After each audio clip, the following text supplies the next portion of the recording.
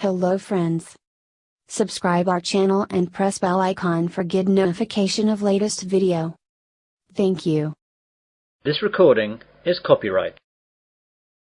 IELTS Help Now Listening Practice Tests. Test 2. In the IELTS test, you hear some recordings and you have to answer questions on them. You have time to read the instructions and questions and check your work. All recordings are played only once. Now turn to Section 1. Section 1. You will hear a telephone conversation between a man and a woman discussing a hotel reservation. First you have some time to look at questions 1 to 6.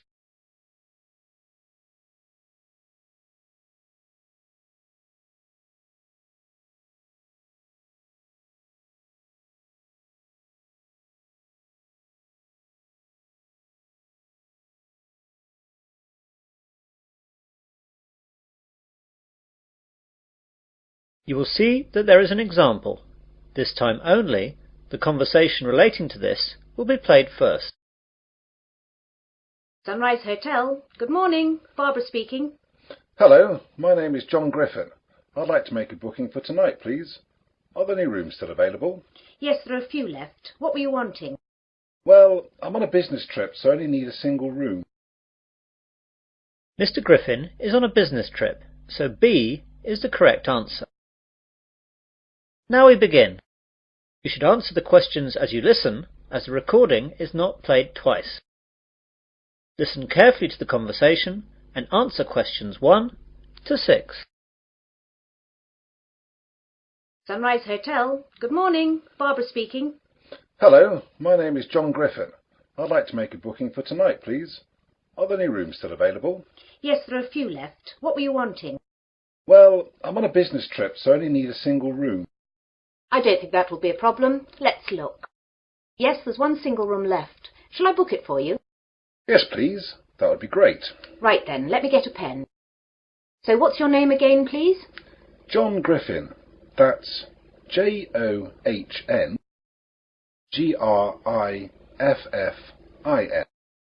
OK, I've got that down. Wait a minute. You've been here before, haven't you? Yes, that's right. I stayed with you twice before. Well, we should have your details already. Let's look at the cards. Here we are. So, John Griffin from Sydney, right? Yes, that's right. So tell me if I'm wrong. John Griffin, passport number 876374889, age 30. Yes, that's right. So it's a single room for 2 nights. Is your credit card number the same to confirm the booking? Yes, it's the same. But I want you to forward the bill to my company again, if that's okay. Oh yes, Mr. Griffin, that's no problem at all. Your company have always settled very promptly in the past. And what time can we expect you tonight, Mr. Griffin? Well, the plane lands at 9:15 p.m, so by the time I get through for the formalities, that should take about 20 minutes. I should be at your place at 10. Will the restaurant still be open at that time, as I'll be hungry? I hate plain food. I'm afraid it'll be closed by then, Mr. Griffin. Can I organise some snacks to be left in your room? A burger? Fries? Sandwiches? Yes, that would be great. How about a cheese sandwich with fries? No problem, sir. I'll see to that. Oh, the fries might be cold when you get in. Ah, yes. Just a sandwich then. No problem. Anything else, Mr. Griffin? No, that's all. Thank you. See you tonight. See you tonight, Mr. Griffin. Goodbye. Goodbye. Now you will hear a conversation between Barbara and another man, Mark. Before you hear this, you have some time to look at questions 7 to 10.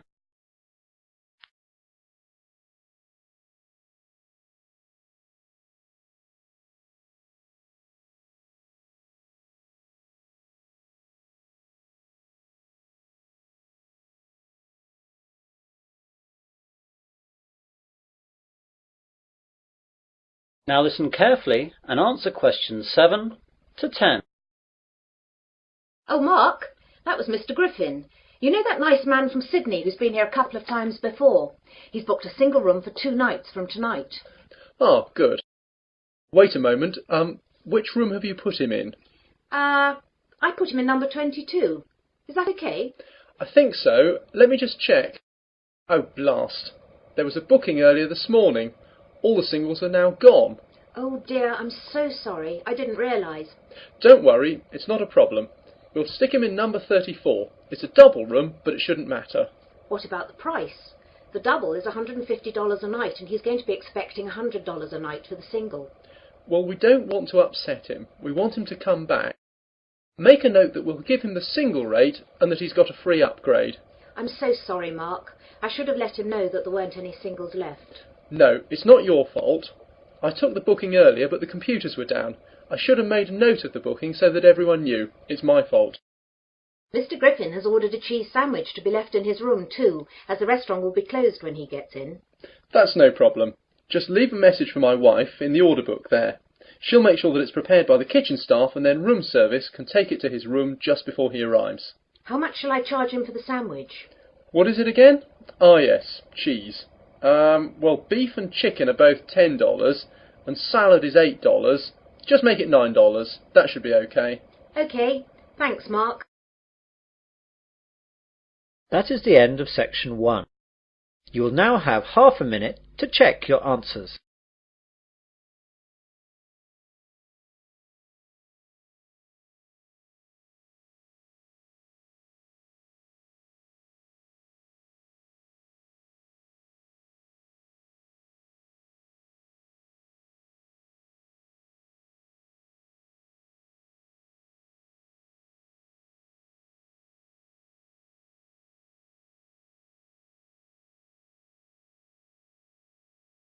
Now turn to section 2. Section 2. You will hear a news broadcast on a radio station. First you have some time to look at questions 11 to 15.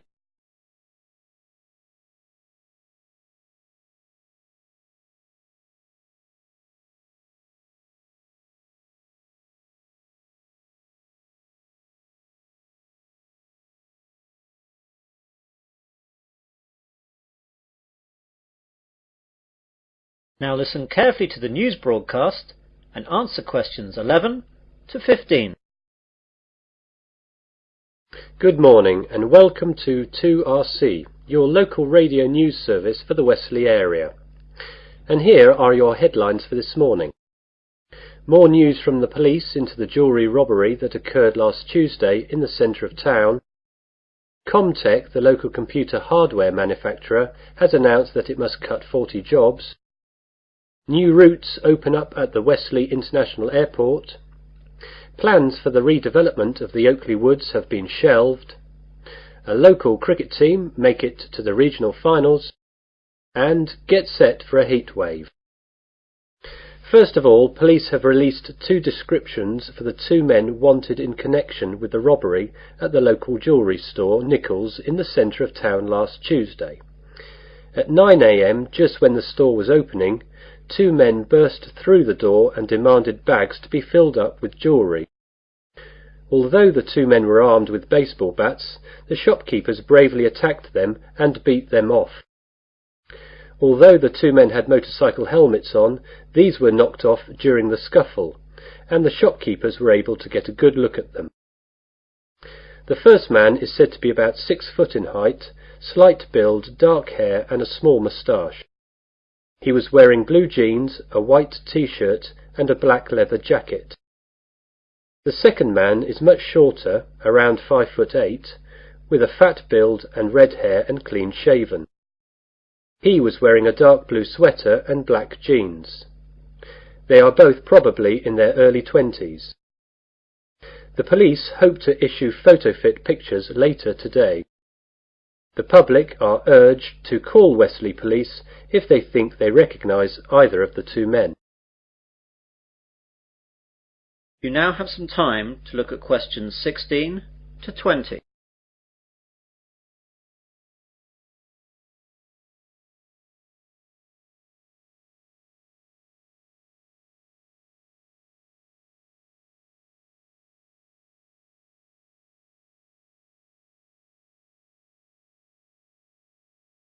Now listen to the rest of the news broadcast and answer questions 16 to 20. Comtech last night announced that they must release 40 workers. This was blamed on a downturn in sales and increased competition. The jobs to be lost will be a mixture of early retirement offerings and a spread from all departments in the company. Westley International Airport has been awarded by Cheap Air, the new low-cost carrier, 4 new routes into Europe. The new routes will be into 4 European countries, though the details have not yet been released. When the deals have been finalised, this will lead to a significant number of jobs. Environmentalists were delighted this morning by the news that plans by the local council to develop the Oakley Woods area have been shelved. The woods were to have been developed into a shopping area, but opposition from local residents and local environmental groups has led to a turnaround by the local council, and they will now look for an alternative site. Westley Green, a local pressure group, says they are ecstatic that the council has bowed to the wishes of people in the area. Mr. George Finchley, Mayor of Westley, made the announcement and said that the committee responsible took all available information into account before taking the decision, and he hopes that Westley residents are happy that the local council are sensitive to their wishes when making decisions. East Moors CC, a local league cricket club, has made it to the finals of the Sunday League knockout cricket competition. They will play the final at home on Sunday 30th of August against Newbury CC. Go along and support if you're around that day, as you'll be assured a great Sunday afternoon sport. And finally, get set for a heatwave for the remainder of the month of August. Weather experts have assured us that we will have 3 weeks of unbroken sunshine till the end of the month. Great news, but those of us who are experienced with the British weather will most likely greet this news with, "Let's wait and see." That is the end of section 2. You will now have half a minute to check your answers.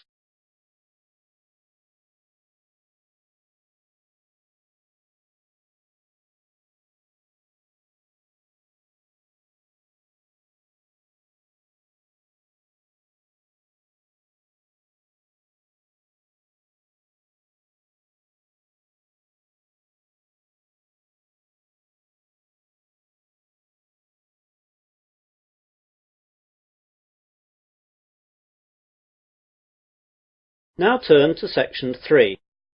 Section 3. You'll hear an admissions tutor at a university interviewing a prospective student. First, you have some time to look at questions 21 to 26.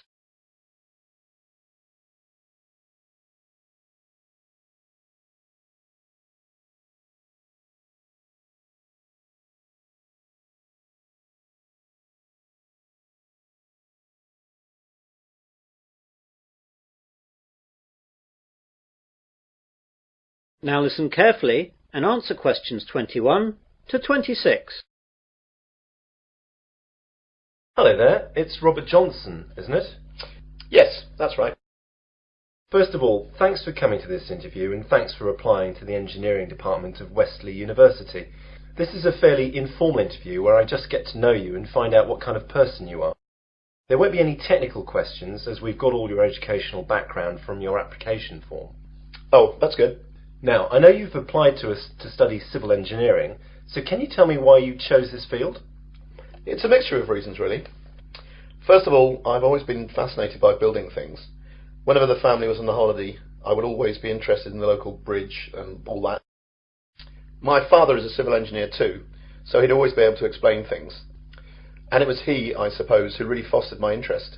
I'm lucky as well, because my best subjects at school were maths and physics, which are the ones that are particularly used for engineering. So you'll be keeping it in the family then? Yes, my brother wants to do the same thing as well, so you'll probably get an application from him in another 2 years. Great. Now then, I noticed from your application form that you took a year off between school and university. What did you do during this year? Well, I'd like to say I got plenty of work experience, but what I did was travel. I went to Australia for the year and spent the time travelling and working all around the country. At the end, I went to New Zealand and travelled around there for a couple of months. What kind of work did you do out there? It was fairly menial stuff. I delivered furniture, worked in a pub, worked in a hotel, and worked on a building site for a couple of months too. Working on a building site must have been good experience for engineering. I suppose so. I mean, it was interesting to see the brass tacks side of things, and a good engineer has to get his hands dirty, my father says. He's absolutely right as well. Now, why did you choose Wesley University to study civil engineering?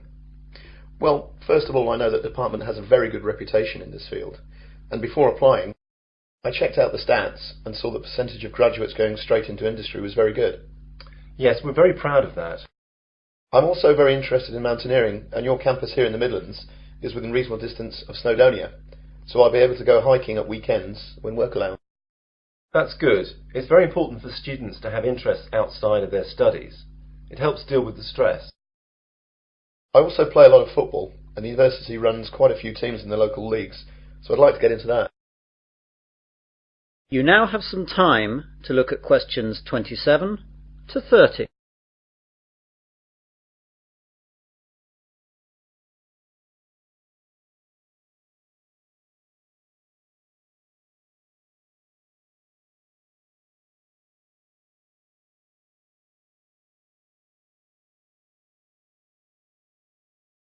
Now listen to the rest of the interview and answer questions 27 to 30. Is there anything you'd like to ask me about the course? Yes, the information in the prospectus wasn't very clear about assessment. How will I be assessed over the 4 years of the course? Well, as it's a sandwich course, you'll be working in industry for the third year, and there won't be any exams for that year. In the first year, you'll have exams at the end of May. You'll probably have 5 papers to sit then. The second year is identical to the first year. You have to pass the exams in these years, but they won't actually be part of your degree. In the fourth year, you'll have to write a dissertation of a minimum of 15,000 words, and most people use their time in the third year, when they're working, to use as a basis for their dissertation. So the third year can be spent doing the hard work for the dissertation, leaving the fourth year to polish it, and study for your finals. What will I have to do for the finals? There will be 8 papers in all during June, and these will be based on work done throughout the entire course. It's hard and a stressful time, but students usually cope with it. Anything else? Yes, I'd like to ask. That is the end of section 3. You will now have half a minute to check your answers.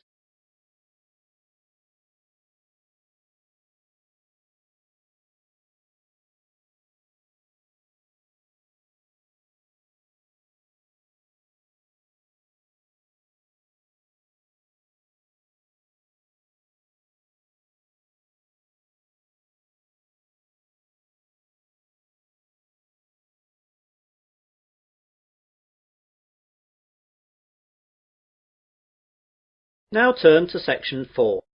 Section 4. You will hear part of a research methods lecture. First you have some time to look at questions 31 to 40.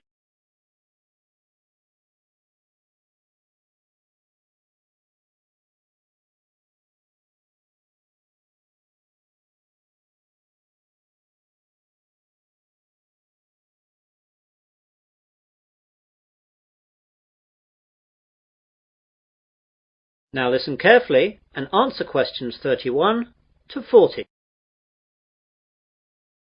Good afternoon, ladies and gentlemen. Welcome to this auxiliary lecture on research methods. This lecture is not aimed specifically at one particular course, but is a general lecture that will be relevant to any student who must conduct research into a topic for his or her course. For most of you, this will be the research that you need to do in order to write your dissertation and theses. It has been said that first world societies are no longer industrial societies, but information societies. That is, our major problems and tasks no longer mainly centre on the production of goods and services necessary for survival and comfort, but rather require a prompt and accurate flow of information on preferences, needs and behaviour. This is why surveys today are regarded with so much importance. What then is a survey? Today, the word survey is used most often to describe a method of gathering information from a sample of individuals. This way, the results can be projected from the sample to the larger population. An important consideration to take at the start is to decide how large a survey to perform. The sample size required for a survey partly depends on the statistical quality needed and the size of the total population of the area in question. Even so, there is no simple rule for sample size that can be used for all surveys. Analysts, though, often find that a moderate sample size is sufficient statistically and operationally. A properly selected sample of only 1,000 individuals can reflect various characteristics of the total population, but it is not always needed to sample the entire population for your needs. I'd like now to look at some of the types of survey available to us, and the focus here will be on methods for surveying individuals and companies. Mail, telephone interview, and in-person interview surveys are the most common ways for doing this. The latter can be in offices, homes, or on the street. Mail surveys can be relatively low in cost. A decent response rate, though, is the major problem. Mail surveys can be most effective when directed at particular groups, such as subscribers to a specialised magazine or members of a professional association. Telephone interviews are an efficient method of collecting some types of data and are being used increasingly. They lend themselves particularly well to situations where timeliness is a factor and the length of the survey is limited. For students such as you, though, cost will be an issue. In-person interviews in a respondent's home or office are good when complex information is to be collected. It could involve a great deal of travelling around, though. Street interviews could also be useful as they are easy, but the sampling is not very scientific. We also need to look at the content of our surveys. Surveys can focus on opinions and attitudes, or on factual characteristics or behaviour. Many surveys combine types of question. Questions may be open-ended, such as, "Why do you feel that way?" or closed, such as, "Do you approve or disapprove?" The questionnaire may be very brief, a few questions taking 5 minutes or fewer, or it can be quite long, requiring an hour or more of the respondent's time. Also, because changes in attitudes or behaviour cannot be reliably ascertained from a single interview, some surveys employ a panel design, in which the same respondents are interviewed on 2 or more occasions. There are also certain ethics to be looked at in conducting surveys. Some of you will see that the information that you will compile is of value to companies operating in that particular sector. Therefore, you must always bear in mind a few guidelines. Surveys should be carried out solely to develop statistical information about a subject. They should not be designed to produce predetermined results or as a ruse for marketing and similar activities. The industry standard for all reputable survey organisations is that individual respondents should never be identified in reporting survey findings. All of the survey's results should be presented in completely anonymous summaries, such as statistical tables and charts. That is the end of section 4. You will now have half a minute to check your answers.